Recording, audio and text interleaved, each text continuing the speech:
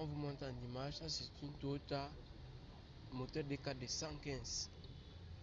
On vous montre en image comment reconnaître qu'un injecteur est défectueux. Ici, on avait par exemple un problème de démarrage difficile. Donc, regardez, on a le plus test, ou alors le test la plus simple des manières.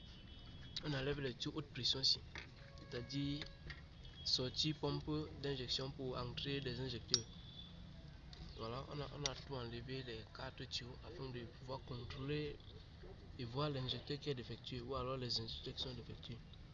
Vous avez ici le premier injecteur. Regardez, en fait, comment le reconnaître?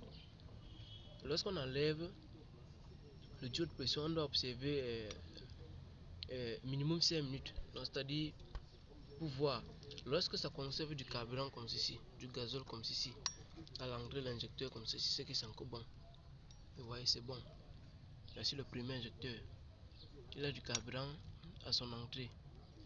Donc c'est bon, parce que ça fait déjà plus de 5 minutes que nous avons enlevé. C'est bon. Et ici le deuxième injecteur, c'est gâté.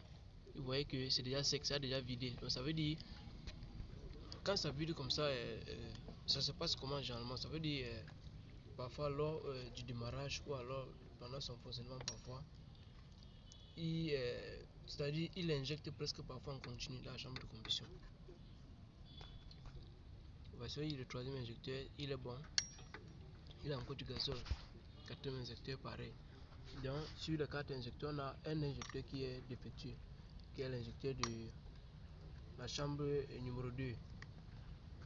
Nous avons lancé un séminaire qui va se passer ce dimanche 31 août par Univers 237 automobiles en ligne. Et par exemple, je vais vous dire, nous réparons des injecteurs, les turbocompresseurs. Par exemple, cet injecteur qui est défectueux comme ceci, nous le réparons généralement entre 25 et 30 000 francs CFA selon le type d'injecteur.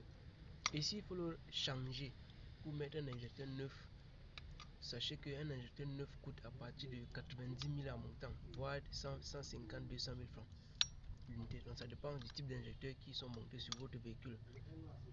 Je parle particulièrement à ceux qui sont propriétaires des moteurs diesel. C'est pour ça que vous voyez que ce sont des sommes assez exorbitantes, non? Et vous pouvez facilement pallier à ce problème en faisant comment, en maîtrisant certaines petites techniques qui permettent d'entretenir votre moteur, de la consommation et autres tout. Quel type de carburant, comment reconnaître que le carburant c'est bon et autres tout. Les stations qu'on peut vous recommander et autres tout. Ce sont les choses que nous allons parler au cours du séminaire qui va se dérouler ce dimanche.